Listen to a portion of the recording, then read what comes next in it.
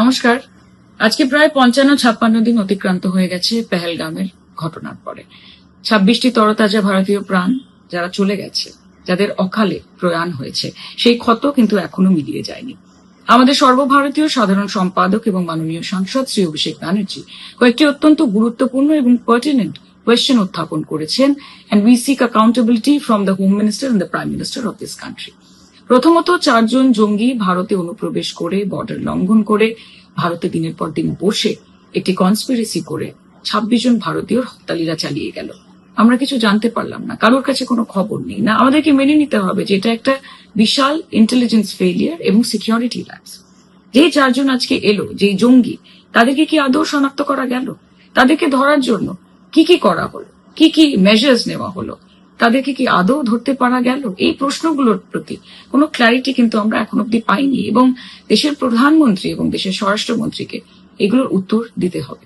আজকে যে IB chief, যার দায়িত্বে থাকাকালীন এরকম একটি ব্যাপক দুর্ঘটনা ঘটলো, তার কাছে না কোনো রকমের উত্তর চাওয়া হলো, না কোনো এক্সপ্লেনেশন চাওয়া হলো, না কোনো কৈফিয়ত চাওয়া হলো। উল্টে 1 বছর তার কাজের মেয়াদ বাড়িয়ে দেওয়া হলো, অর্থাৎ তাকে পুরস্কৃত করা হলো। আজকে দেশের প্রধানমন্ত্রী, বিজেপি শাসক দল, তারা এমপি, এমএলএ, চিফ মিনিস্টার, বিরোধী দলনেতা, সবার ফোনে আড়ি পাতার জন্য পেগাসাসের মতো স্পাইওয়্যার ইউটিলাইজ করে, অথচ আমাদের দেশের ক্ষতি করার জন্য কারা আড়ি পাচ্ছে, কোন অন্য দেশ, কোন জঙ্গি সংগঠন, সেটা ডিটেক্ট করার জন্য, সেটা বুঝে ওঠার জন্য বিজেপির সরকার কিন্তু কোন রকমের সফটওয়্যারও তৈরি করে উঠতে পারে। এটাও আমাদের কাছে অত্যন্ত লজ্জার। আজকে যারা নিজেদেরকে স্বঘোষিত বিশ্ববন্ধু, বিশ্বগুরু বলেন, আমরা জানতে চাই যে যেই 33টি দেশের কাছে ভারত ছুটে গেছিল সহযোগিতা আশা করে, প্রত্যাশা করে, প্রত্যক্ষভাবে বা পরোক্ষভাবে কটা দেশ ভারতের পাশে দাঁড়িয়েছে? শুধু মুখে বললে হয় না, কাজে প্রমাণিত করতে হয়। উল্টো দিকে আমরা দেখলাম এরকম নিকৃষ্ট মানের ঘটনা ঘটানোর পরেও পাকিস্তান কিন্তু ওয়ার্ল্ড ব্যাংক এবং IMF এর কাছ থেকে 1 বিলিয়ন এবং 40 বিলিয়ন লোন স্যাংশন পেল। কি হিসেবে?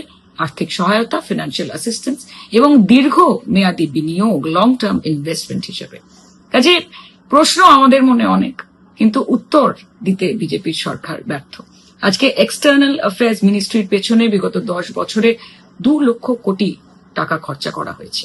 এই টাকা আপনার আমার সাধারণ মানুষের ট্যাক্সের টাকা, অর্থাৎ ভারতের জনগণ, তারা দেশের অগ্রগতির জন্য সর্বস্বটা দিচ্ছে। কিন্তু যারা দেশের চৌকিদার, তারা কি দেশকে সুরক্ষিত রাখতে পারছে?